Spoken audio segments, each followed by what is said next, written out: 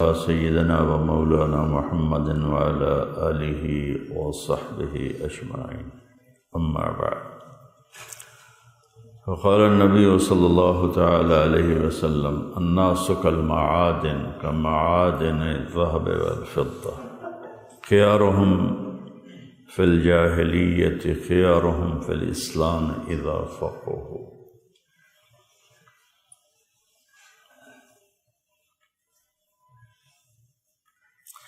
اللہ تعالیٰ نے انسانوں کے اندر مختلف جوہر رکھے ہیں اور مختلف صفات رکھی ہیں. ویسے انسان پیدائشی جاہل ہوتا ہے، جنگل میں چھوڑ دو گونگا ہوگا، چاہے وہ اس کے کان سنتے ہوں، آنکھیں دیکھتی ہوں. اگر وہ کوئی آواز نہیں سنے گا تو گونگا ہوگا. لیکن جانور کو جہاں مرضی چھوڑ دو، کھوتے بادشاہ نو جتھے بھی چھڑ دو، اس نے اپنی بولی نہیں بھولنی. ایک پٹھانوں کا گدھا ہو، ایک پنجابیوں کا گدھا ہو، ایک سندھیوں کا ہو، ایک بلوچوں کا ہو، چاروں آپس میں سلام دعا کر لیں گے، حال احوال بھی لے لیں. لیکن پٹھان پنجابی کے نہیں سمجھے گا، پنجابی پٹھان کے نہیں سمجھے گا، بلوچی سندھی کی نہیں سمجھے گا، سندھی بلوچی کی. دنیا میں 6010 زبانیں بولی جاتی اس وقت.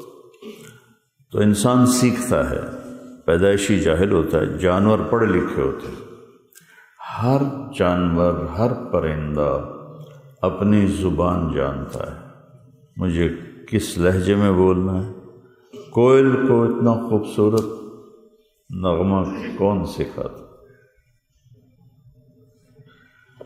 تو انسانوں میں صفات ہوتی ہیں. جو کوشش کرتا ہے، اللہ کی توفیق تائید شامل حال ہوتی ہے تو وہ نمایاں ہو جاتی. تو قائدانہ صلاحیت بھی ایک اللہ کی دی ہوئی نعمت ہے جو ہر ایک کے پاس نہیں ہوتی. جس کو وہ ماحول مل جاتا ہے وہ قائد بن جاتا ہے، نہیں ملتا تو فَكَمْ مِنْ حَسْرَةٍ تَحْتَ التُّرَابِ، کتنی ہی حسرتیں زمین میں مٹی ہو گئی مواقع نہ ملنے کی وجہ سے. تو آج میں گفتگو قائد اعظم رحمۃ اللہ علیہ محمد علی جناح، قائد اعظم ہیں ہمارے ملک کے لحاظ سے. ویسے تو قائد اعظم ہمارے نبی ہیں، سب سے بڑے قائد، پورے عالم کے قائد ہمارے نبی ہیں صلی اللہ علیہ وسلم. ہم ان کو قائد اعظم کہتے ہیں پاکستان کے لحاظ سے کہ ایسا قائد ابھی تک تو کوئی نہیں آیا جیسا اللہ نے اس بندے کو بنایا تھا. تو انہوں نے کہا کہ ان پر کچھ بات ہو، اور پھر مجھے بھی خیال آیا کہ جس محسن کی وجہ سے ہم آزادی کا سانس لے رہے ہیں،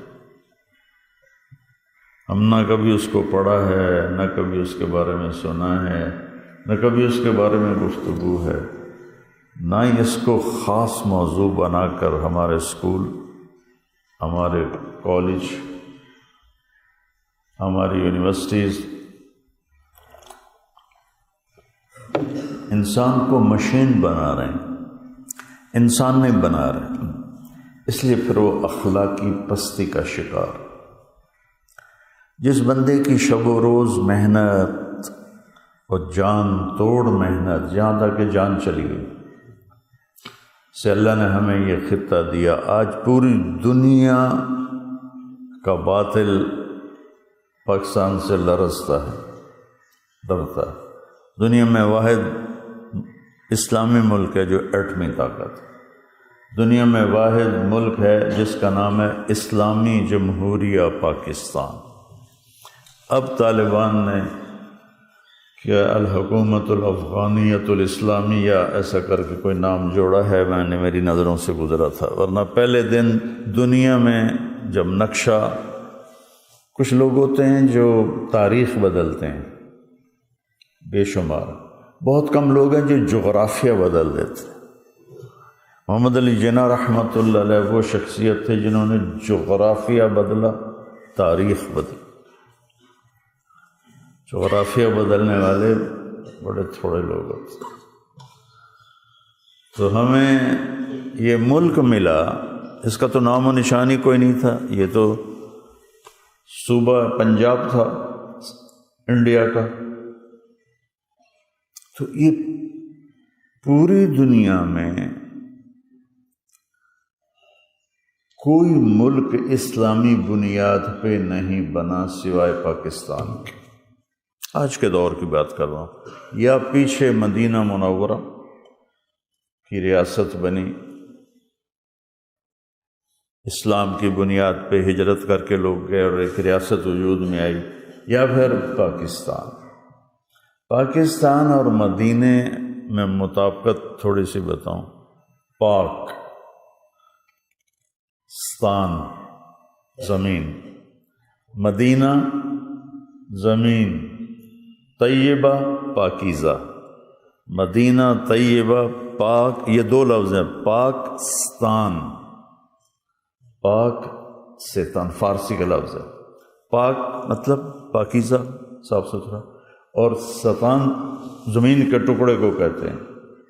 تو اب اس کو اگر ہم جوڑیں ادھر، تو ادھر طیبہ بعد میں ہے اور زمین کا ٹکڑا پہلے ہے، مدینہ طیبہ.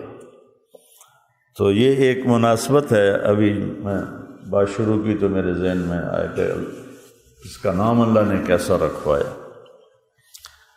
اور مدینہ کی طرف بھی ہجرت ہوئی، لوگ گھر چھوڑ چھوڑ کے گئے. ادھر بھی ہجرت ہوئی، کوئی 3 کروڑ کے قریب لوگوں نے ہجرت کی اس ملک پاکستان کی طرف. تو مدینہ کی طرف اس وقت آبادیاں کم تھیں، تو مکہ سے ہجرت کر کے لوگ آ رہے ہیں، قبیلہ دوس کے لوگ آ رہے ہیں، فلاں جگہ سے لوگ آ رہے ہیں. تو ایک مناسبت اللہ تعالیٰ نے یہ بھی بنائی ہے. اور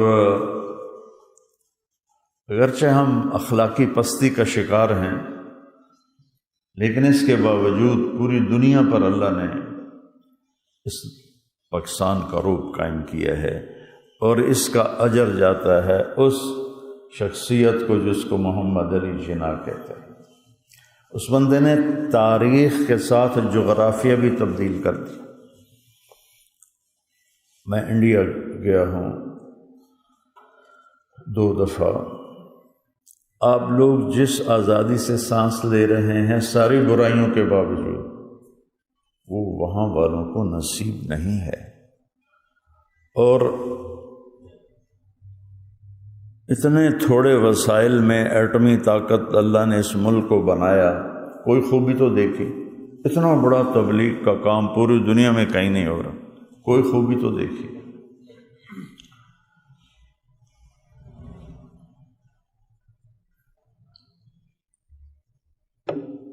ہندوستان پہ بیرونی حملہ آور آئے قبل مسیح، عیسیٰ علیہ السلام سے پہلے ہی، اور پھر آخر میں انگریز آئے. اور حیرت کی بات ہے کہ ایسٹ انڈیا ایک تجارتی کمپنی تھی. حکومت نے نہیں بھیجا، اپنی تجارت کے لیے آئے، اور اتنے قابل تھے اور ہمارے لوگ اتنے نکمے تھے کہ انہوں نے تجارت کرتے کرتے پورا ملک فتح کر لی. اور فوج انگلینڈ سے نہیں منگوائی، فوج مقامی لوگوں کو زیادہ تنخواہ دے کر فوج میں رکھ لیا، اور وہ اپنوں کے گردنیں گلے کاٹتے رہے. تو 1857 کی جنگ آزادی کے بعد انگلینڈ کی حکومت قائم ہوئی اور 90 سال رہی.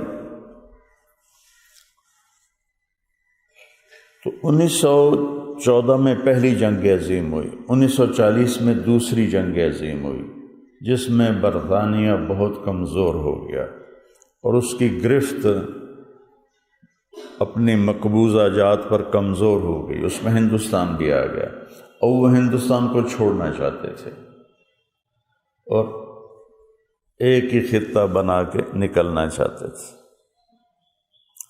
تو محمد علی جناح رحمۃ اللہ علیہ جب اللہ تعالیٰ فطرت خود ہی کرتی ہے لالے کی حنا بندی۔ زبان اردو نہیں گجراتی زبان ہے۔ گجرات کاٹھیا واڑ خالص تجارتی شہر اور سارا تجارتی صوبہ ہے، اور ان کے جو آباء و اجداد تھے وہ راجپوت تھے، وہ گجراتی نہیں تھے، لیکن وہاں رہتے رہتے گجراتی ہو گئے، اور ان کی جیسے ہم اصل راجستھان کے ہیں لیکن ہمیں راجستھانی اب نہیں آتی، تو ایسے ہی محمد علی جناح رحمۃ اللہ علیہ کے جو آباء و اجداد تھے یہ راجپوت فیملی سے تعلق رکھتے تھے۔ ان کے بڑے گئے گجرات، گونڈل ایک ریاست تھی، اس میں ایک گاؤں تھا پنیلی، اس میں ان کی سکونت تھی۔ تو ان کے والد جناح پونجا متوسط درجے کے تاجر تھے، کوئی بڑے مالدار نہیں تھے، متوسط درجے کے تاجر تھے اور کپڑے کا کام کرتے تھے۔ کسی نے یہ لکھا ہے کہ جلاہے کا کام کرتے تھے، یہ بڑی فضول بات ہے، کپڑے کے تاجر تھے۔ تو فیملی ان کی راجپوت تھی۔ اس وقت کراچی اور بمبئی ایک تھا، یعنی بمبئی کے تابع تھا کراچی، صوبہ سندھ بمبئی تک تھا، راجہ داہر کی حکومت بمبئی تک اور ادھر کشمیر تک تھی۔ سندھ اس وقت اتنا طاقتور تھا، تو سندھ کا جو کراچی تو ایک چھوٹا سا شہر تھا اور بمبئی بہت بڑا شہر تھا۔ پیدائش ان کی کراچی میں ہوئی ہے 25 دسمبر 1877۔ ایک کپڑے کے تاجر کے گھر میں ایک بچہ پیدا ہوتا ہے، اس کے ماتھے پہ کیا لکھا ہوا ہے یہ اللہ نے ہمیں نصیب کیا۔ اس کے باپ کے ذہن میں اتنا ہی تھا کہ یہ میرے کپڑے کے کام کو آگے بڑھائے گا، میرا کاروبار اور آگے چلا جائے گا۔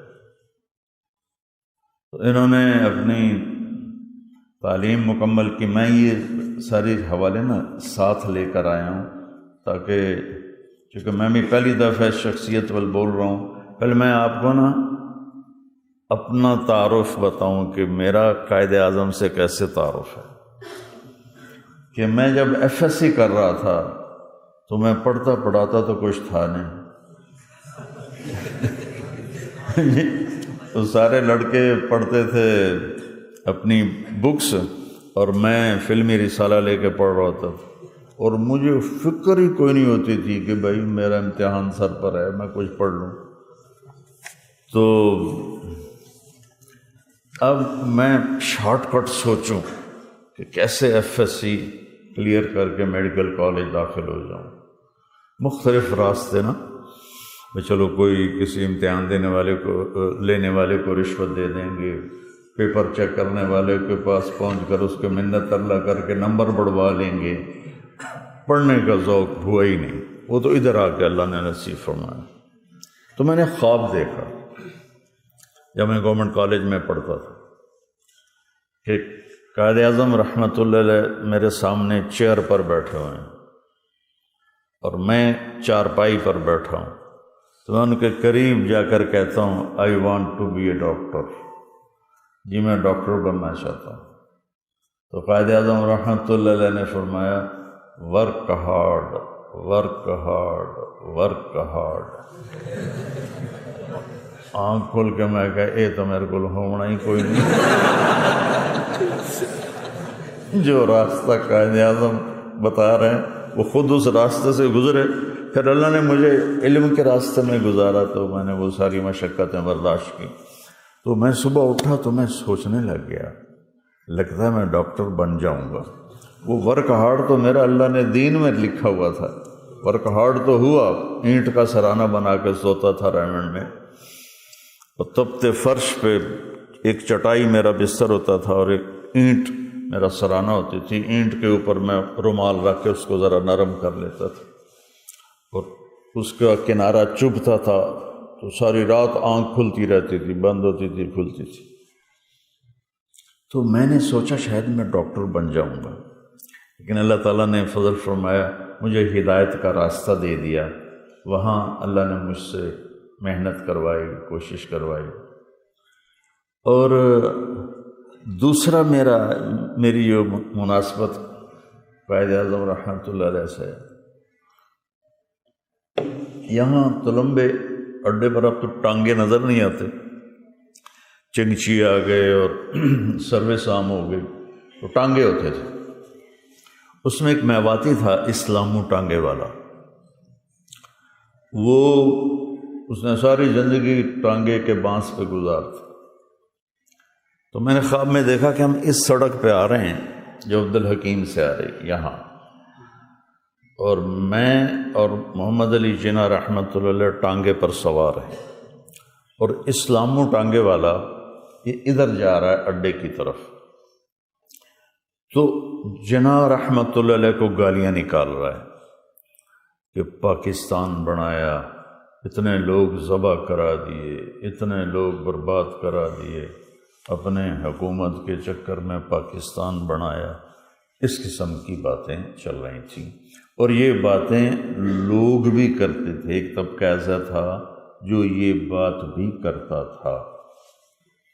تو قائد اعظم کہنے لگے میرے پیارے، میں نے تو پاکستان مسلمانوں کے لیے بنایا تھا، اپنے لیے تو نہیں بنایا۔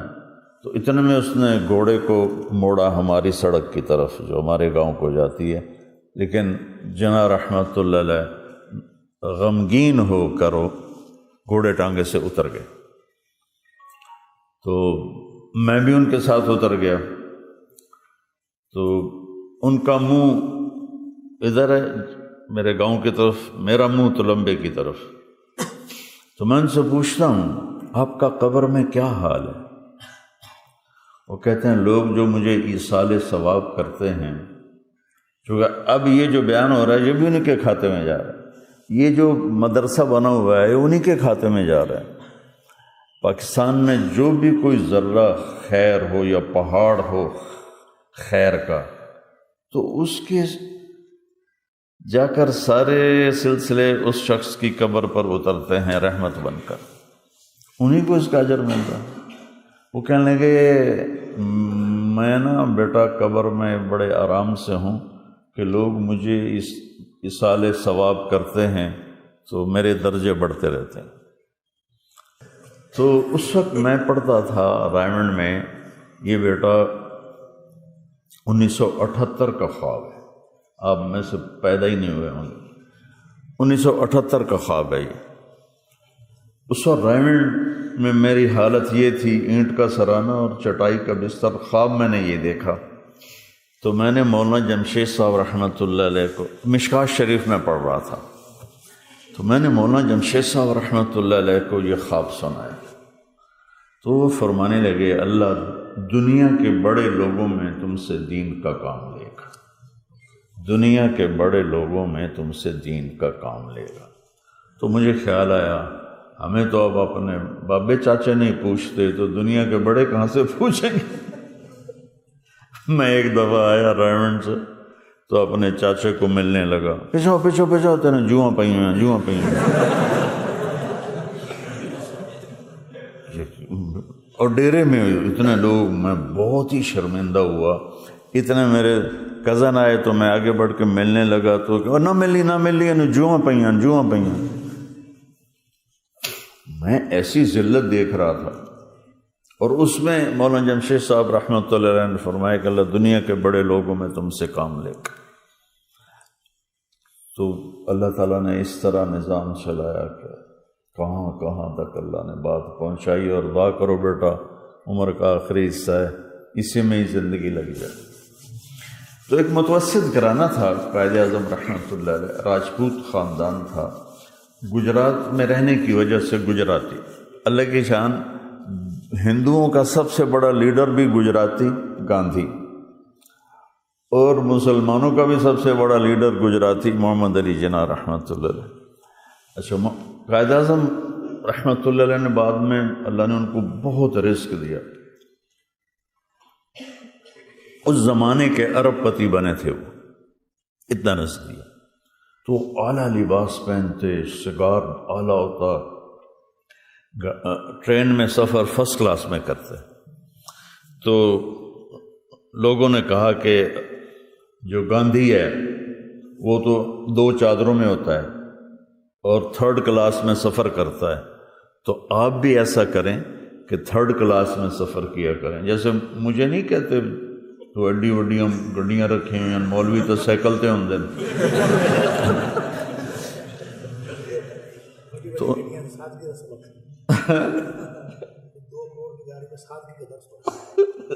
انہوں نے فرمایا کہ یہ جو میں خرچ کرتا ہوں یہ میرے اللہ نے مجھے حلال کمائی سے دیا ہے، میں نے قوم کا پیسہ نہ کھایا ہے نہ کھانے دوں گا تو جب اللہ مجھے سہولت دیتا ہے تو میں مشقت میں کیوں جاؤں؟ جواب انہوں نے دیا۔ تو وہ ویسے بیچ میں بات آ گئی، گاندھی بھی گجراتی تھا اور قائد اعظم بھی گجراتی تھے، اور انڈیا بننے کے بعد، پاکستان بننے کے بعد، یعنی 14 اگست کو ہمارا اعلان ہوا، 15 اگست کو انڈیا کا اعلان ہوا، تو گاندھی کو 30 جنوری کو گولی مار دی گئی، ہندوؤں نے ہی اسے قتل کیا، اور قائد اعظم رحمۃ اللہ علیہ 1 سال گزار کے 2 مہینے اوپر گزار کے اللہ کے پاس تشریف لے گئے۔ تو ابتدائی تعلیم کراچی میں پیدا ہوئے، وہیں تعلیم حاصل کرنی شروع کی۔ پھر جب انہوں نے وہ کر لیا نا میٹرک، تو پھر 1892 میں اعلیٰ تعلیم کے لیے انگلینڈ گئے۔ اس وقت انگلینڈ کی گندگی لاہور سے زیادہ ہوتی تھی۔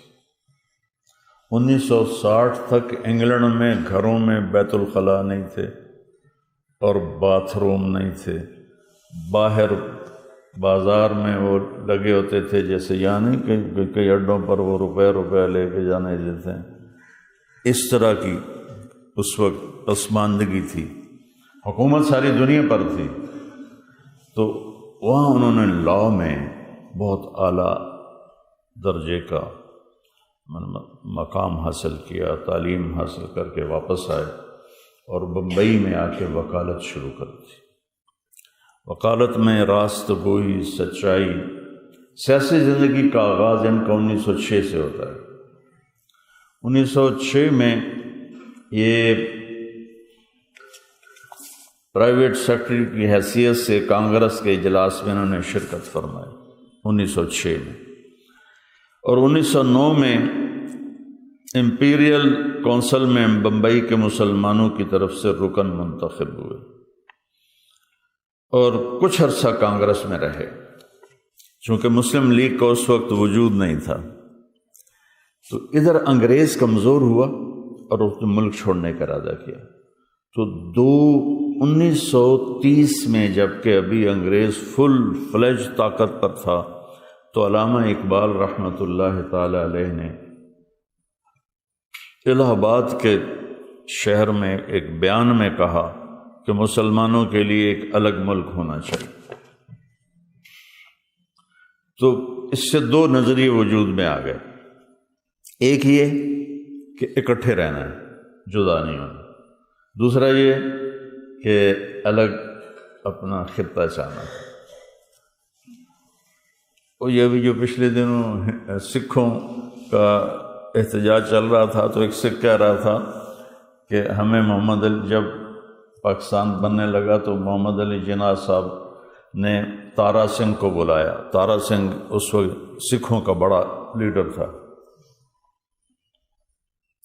کہا خالصتان لے لو، سکھی رہ جاؤ گے۔ تو وہ تیار ہو گیا، تو نہرو کو ملنے گیا تو نہرو پاؤں میں بیٹھ گیا، کٹھے زندگی گزاریں گے، کیوں الگ ہوتے ہو؟ تو وہ تارا سنگھ کو گالی دے کر کہنے لگا، وہ جھولی چ بہ کے تے انہوں لگا جی اسی بڑے بڑے مالدار بن گئے ہیں، اج اسی روندے پھرنے ہیں۔ تو 2 ذہن بن گئے، ایک یہ کہ ایک الگ خطہ ہونا چاہیے، ایک یہ کہ ہم اکٹھے ٹھیک ہیں۔ تو قائد اعظم رحمۃ اللہ علیہ کانگریس میں شریک ہو گئے۔ یہ 1914 میں کانگریس کے وفد کے ساتھ لندن گئے۔ 1916 میں پھر انہوں نے لکھنؤ میں کانگریس کے اجلاس کی صدارت کی۔ 1919 میں پھر انہوں نے مسلم لیگ کانگریس چھوڑ دی کہ مسلمانوں کے مفاد پر ضد دیکھی تو کانگریس چھوڑ دی۔ 1929 میں غازی علم الدین شہید رحمۃ اللہ علیہ، جنہوں نے رام پال کو قتل کیا تھا، جس نے کتاب لکھی تھی ہمارے نبی کے رنگیلا رسول کے نام سے، تو اس کا مقدمہ لڑا، اسے پھانسی کی سزا ہوئی تھی اور اس کے مقدمے کی وکالت انہوں نے کی تھی بغیر پیسے کے۔ یہ ان کی جو اس وقت فیس تھی وہ 1500 روپے ایک دن کی تھی، یہ بہت بھاری فیس تھی، 1500 روپے ایک دن۔ مقدمہ آدھے میں ختم ہو جاتا تو فیس واپس کر دیتے۔ آج کے وکیلوں کو قائد اعظم کی زندگی پڑھنی چاہیے کہ یہ مقدمہ لمبا کرنے کے طریقے جانتے ہیں کہ فیس زیادہ دیر آتی رہے۔ جیسے طاہر میاں کہنے لگا کہ میں مریضوں کو اچھی طرح ایجوکیٹ کر دیتا ہوں، تو میرے ساتھی کہتے ہیں تو ہماری فیسیں مارتا ہے، اتنا ان کو بتا دیتا ہے کہ وہ دوبارہ آتے ہی نہیں، تو دوبارہ آنے کی فیس رہ جاتی تھا۔ محمد علی جناح رحمۃ اللہ علیہ جہاں کیس ادھورا رہ گیا، کیس ہار گئے، تو وہ کیس کو لنگر آن نہیں کرتے تھے، آگے نہیں بڑھاتے تھے، سچائی، دیانتداری۔ تو 1910 میں مسلم لیگ کی بنیاد رکھی گئی کلکتہ میں نواب سلیم اللہ صاحب کے محل پر۔ یہ کشمیری خاندان تھا اور وہاں جا کے تاجر بنے، تجارت کی وجہ سے بہت مالدار بن گئے، تو انگریزوں نے ان کو نواب کا ٹائٹل دیا۔ ان کے محل میں 1910 میں مسلم لیگ کی بنیاد رکھی گئی، لیکن قائد اعظم رحمۃ اللہ علیہ اس وقت اس میں شریک نہیں ہوا۔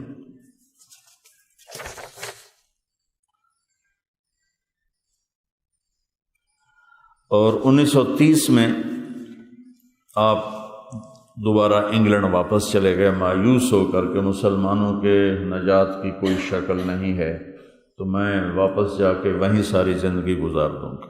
یہ 1930 کی بات ہے۔ تو 1935 میں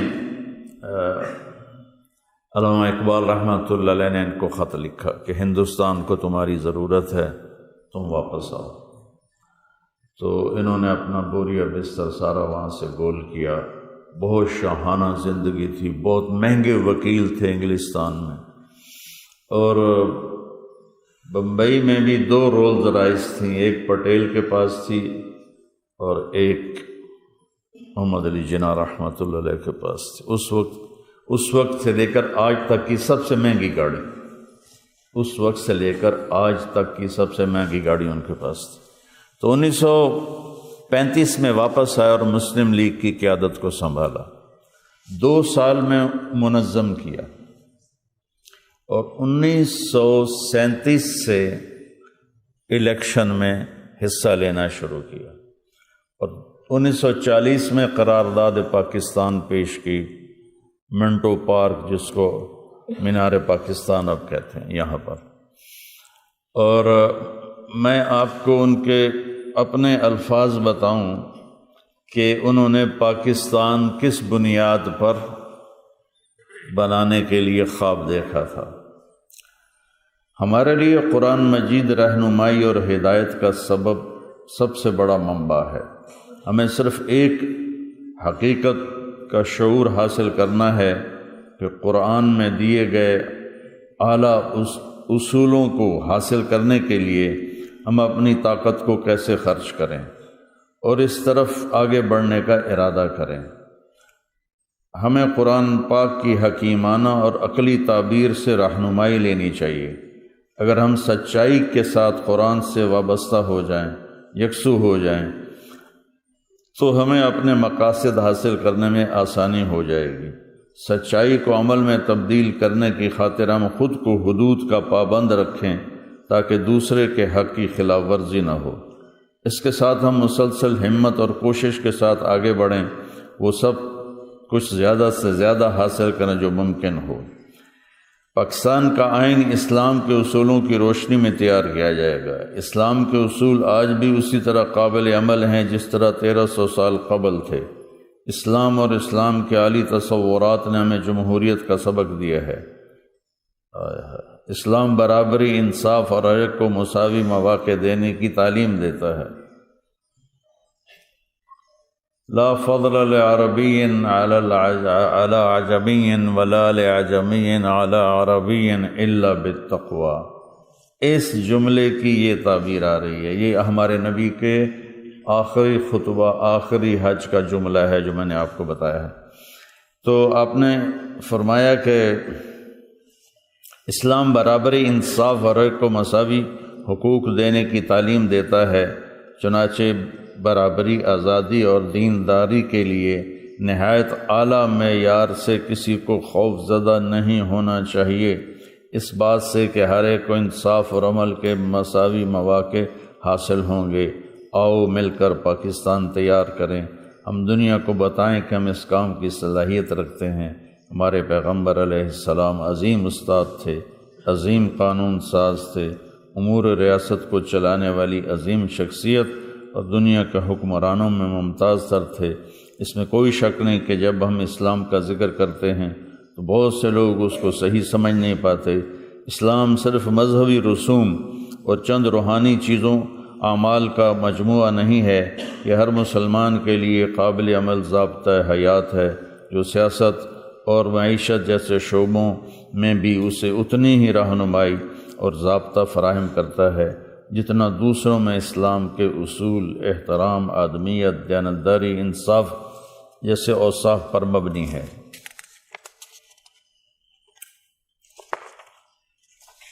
خدائے واحد اسلام کے خدائے واحد پر ایمان اسلام کے اساسی اصولوں میں ہے۔ اسلام میں انسان اور انسان کے درمیان کوئی تمیز روا نہیں رکھی جاتی۔ اس بنیاد پر اس بندے نے اسلام کی بنیاد اٹھائی۔ ان کے جو خاندان تھا وہ اسماعیلی شیعہ تھے، جو پیچھے سے خاندان چلا آ رہا تھا وہ اسماعیلی شیعہ تھے۔ ان سے پوچھا گیا کہ آپ کا مسلک کیا ہے؟ تو آپ نے فرمایا کہ میرے نبی کا مذہب کیا تھا، میرے نبی کا مسلک کیا تھا؟ ان کا یہ اسلام کا، بس میرا بھی اسلام ہے، میرا بھی اسلام ہے۔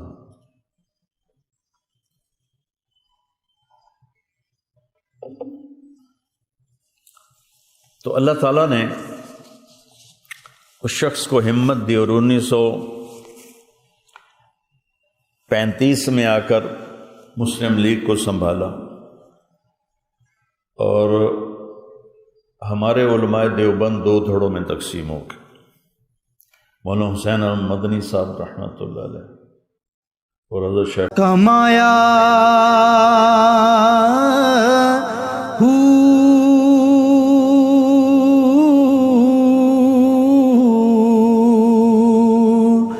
نام بھج مسیح وڑیا نا تسبا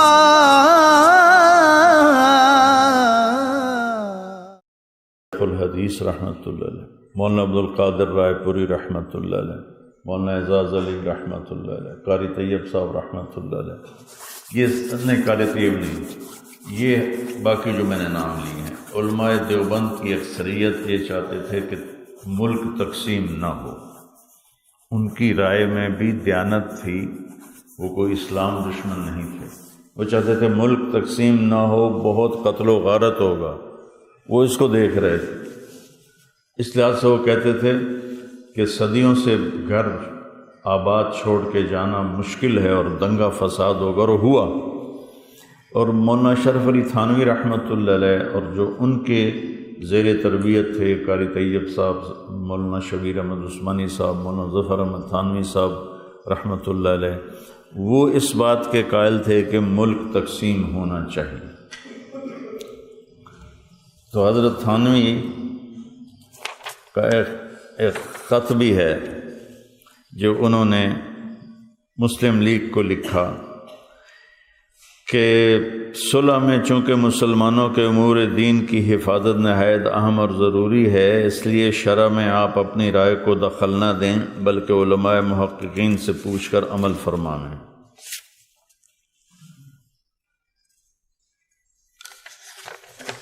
اسلام کے اساسی اصولوں میں ہے، اسلام میں انسان اور انسان کے درمیان کوئی تمیز نہیں رکھی جاتی، برابری، آزادی اور بھائی چارہ اسلام کے بنیادی اصولوں میں ہے۔ تو حضرت تھانوی رحمۃ اللہ علیہ نے اپنے مولانا شبیر احمد عثمانی کو اور مولانا ظفر احمد تھانوی کو پھرایا۔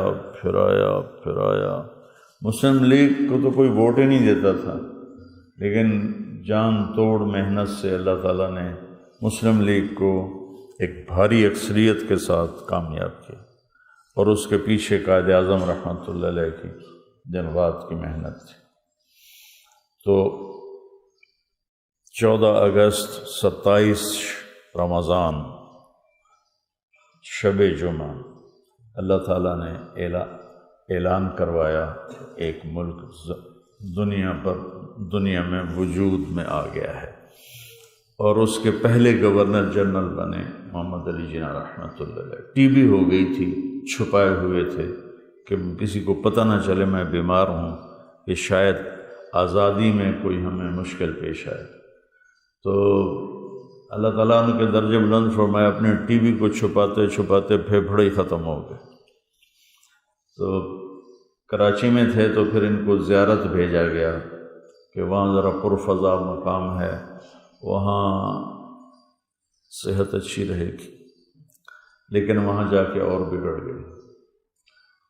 پھر ان کو واپس لایا گیا تو ان کی بہن کہتی ہیں کہ آخری الفاظ ان کے تھے لا الہ الا اللہ محمد رسول اللہ، اور ایسے ان کی گردن جیسے ٹوٹتے ہیں، ایسے جو ہو ہڈیوں کا ڈھانچہ تھا، اور وصیت فرمائی میرا جنازہ مولانا شبیر احمد عثمانی پڑھا۔ مولانا شبیر احمد عثمانی صاحب سے کہا گیا کہ قائد اعظم تو آزاد خیال تھے، آپ نے ان کا جنازہ کیوں پڑھایا؟ تو انہوں نے فرمایا کہ میں نے خواب میں دیکھا اللہ کے نبی کے پاس کھڑے ہیں جناب، اور آپ فرما رہے ہیں یہ میرا مجاہد ہے۔ اللہ کے نبی فرما رہے ہیں یہ میرا مجاہد ہے۔ تو بے شک اس قدر انہوں نے امت پہ احسان کیا کہ آج پوری دنیا کا باطل پاکستان سے خوف کھاتا ہے۔ بن گوریان تھا یہودی وزیر اعظم، یہ اس وقت کی بات ہے جب سن 67 میں انہوں نے سارے عربوں کو ایسے گاجر مولی کی طرح کاٹ کے پھینک دیا اور فلسطین پہ قبضہ کر لیا، بیت المقدس پہ قبضہ کر لیا، تو بہت بری شکست ہوئی۔ تو اس وقت اس نے لندن میں ایک کانفرنس میں کہا تھا کہ ہمیں ان ملکوں سے کوئی خطرہ نہیں ہے، صرف ایک ملک ہے جس سے ہمیں خطرہ ہے اور وہ ہے پاکستان، اس کے علاوہ ہمیں کسی ملک سے کوئی خطرہ نہیں۔ تو اللہ تعالیٰ نے تو مولانا شبیر احمد عثمانی نے فرمایا کہ میں نے دیکھا اللہ کے نبی کے پاس کھڑے ہیں جناح اور کہہ رہے ہیں اللہ کے نبی کی یہ میرا مجاہد ہے۔ تو ان کی صفات کو میں کوئی زیادہ ان کا میرا مطالعہ نہیں ہے، بڑی مشکل سے میں نے اکٹھی کروائیں چند دوستوں سے، ایک مولوی صاحب سے، تو یہ نظر آتا ہے کہ وہ شخص انتہائی اعلیٰ درجے کے مسلمان تھے، سچائی کے دلدادہ تھے، وقت کے پابند تھے۔ ایک دفعہ ایک وہ تھا جلسہ، تو اس میں آنا تھا لیاقت علی خان نے بھی اور دوسرے افسروں نے بھی، تو ٹائم کا جو ٹائم مقرر کیا تھا نا، محمد علی جناح اس پر پہنچ گئے، لیاقت علی خان نہیں آئے، باقی افسران نہیں آئے، تو جتنے لوگ بیٹھے تھے کہا بس آپ بیٹھے تھے، باقی کرسیاں اٹھوا دیں۔ تو جب لیاقت علی خان آئے تو کرسی کوئی نہیں تھی بیٹھنے کے لیے، ان کو جرأت نہیں ہوئی کسی کو کہیں کہ تو اٹھ جا اور میں بیٹھ جاؤں۔ جب جلسہ ختم ہوا تو پھر ان سے کہا ٹائم کی پابندی کیا کرو، اگر قائد اعظم آج دیکھ لیتے جو ٹائم کی پابندی امت کر رہی ہے تو وہ تو فوت سے بھی آگے کوئی فوت ہو جاتا ہے۔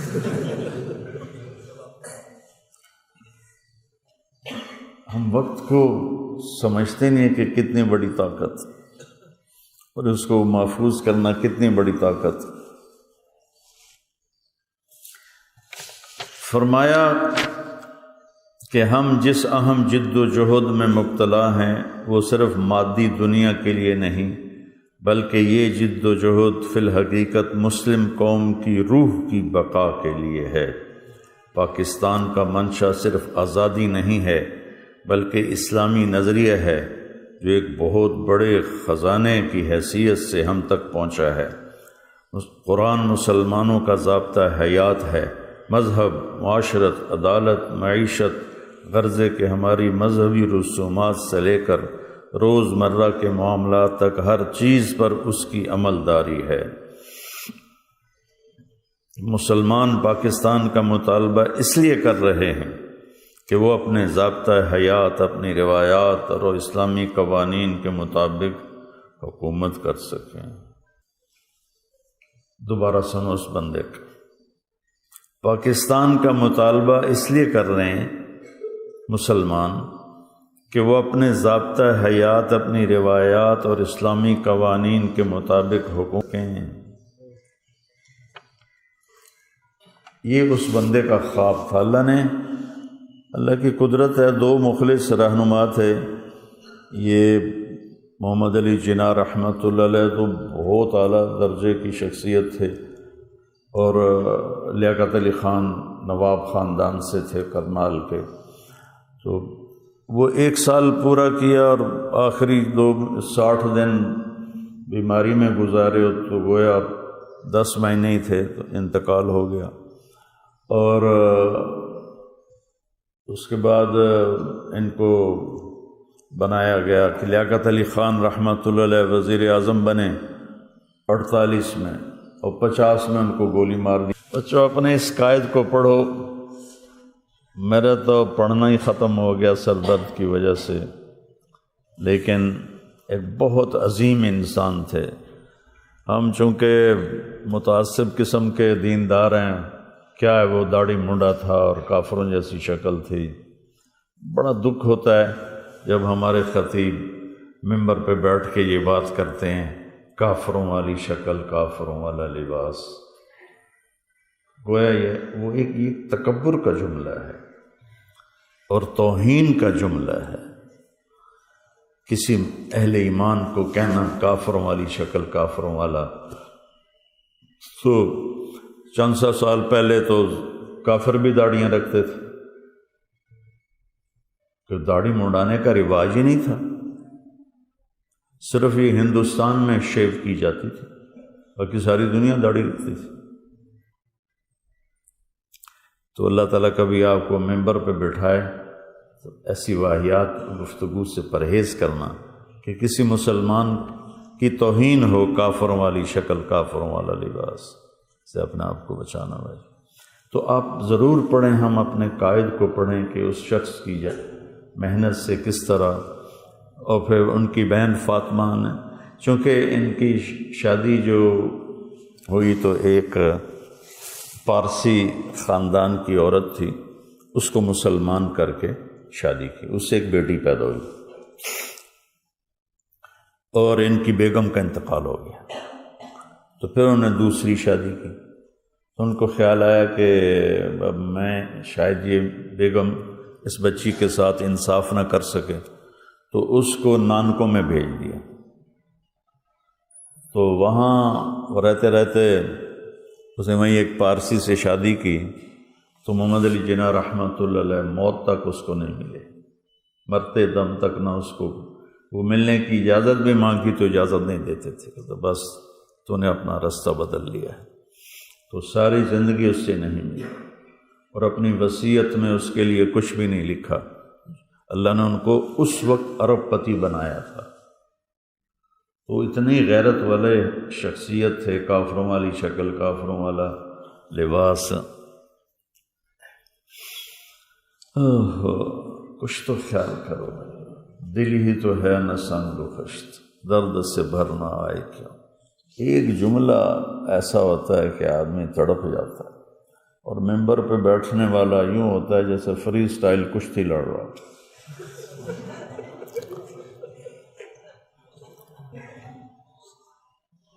وہ کشتی ہو رہی تھی، وہ ہو رہی تھی باکسنگ، تو ایک بندہ بار بار کہے دندن سے مار، دندن سے مار، دندن سے مار۔ تو ساتھ والا کہنے لگا بھائی صاحب یہ آپ کیا کہہ رہے ہو، دانتوں پہ مار؟ کیوں؟ کہ میں دانتوں کا ڈاکٹر ہوں، تو میں پھر میرے پاس آئے گا۔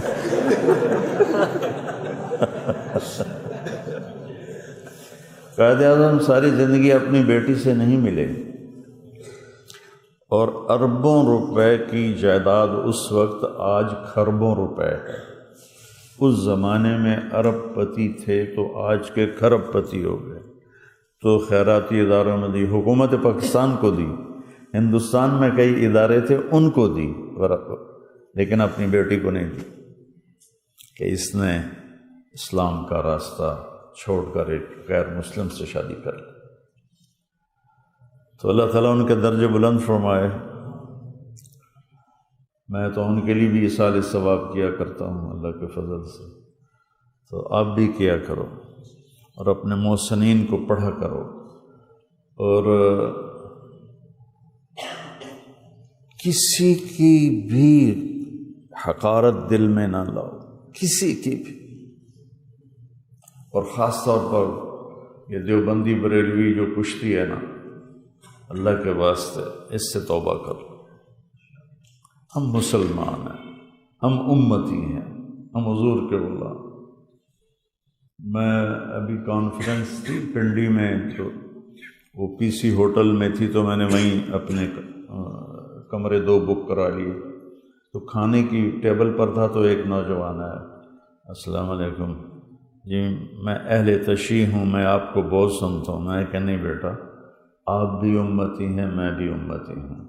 یہ تعارف ٹھیک نہیں ہے کہ میں اہل تشیع ہوں، میں بریلوی ہوں، میں دیوبندی ہوں۔ یہ ظلمت کے بول ہیں۔ وَسَمَّاكُمُ الْدِيوبندی، وَسَمَّاكُمْ بریلوی، وَسَمَّاكُمْ شیعہ، وَسَمَّاكُمْ اہل حدیث، وَسَمَّاكُمُ المسلمین۔ ابراہیم علیہ السلام سے بات آ رہی ہے، کیا ہے وہ آیت؟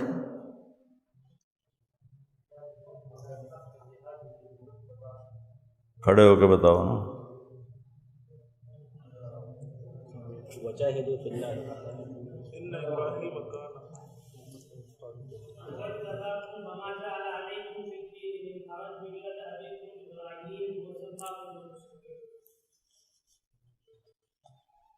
تو ابراہیم علیہ السلام نے ہمیں کہا مسلمین، اور یہ ہوا کا طرز مرجع کبھی ابراہیم علیہ السلام کی طرف، بعض مفسرین بعض اللہ کی طرف، کہ اللہ نے تمہارا نام رکھا مسلمین۔ تو اپنے آپ کو دیوبندی کہنا، بریلوی کہنا، اہل حدیث کہنا، ایسا ہی ہے جیسے میراسیوں نے پاک پروردگار نام رکھ لیا بیٹے کا۔ تو امت بن کے چلو بیٹا، ورنہ مجھے مدرسوں، میرے نزدیک مدرسے جتنے بن چکے ہیں کافی ہیں۔ پھر بھی میں مدارس بڑھائے، شاخیں بڑھائیں، کہ اس ذہن کی ایک نسل اللہ میرے ذریعے تیار کروا دے جو اپنے آپ کو مسلم سمجھیں، اپنے آپ کو امتی سمجھیں۔ ٹھیک ہے، ہم علماء دیوبند کی تحقیق کو ترجیح دیتے ہیں کہ فقہ حنفی کی جو تشریح وہ کر رہے ہیں، ہمیں وہ زیادہ پسند ہے، زیادہ صحیح لگتی ہے، لیکن ہم ہیں مسلم، ہم دیوبندی نہیں ہیں، ہم بریلوی نہیں ہیں، ہم شیعہ نہیں ہیں، ہم اہل حدیث نہیں ہیں، ہم امتی ہیں، مسلمان۔ ٹھیک ہے، السلام علیکم۔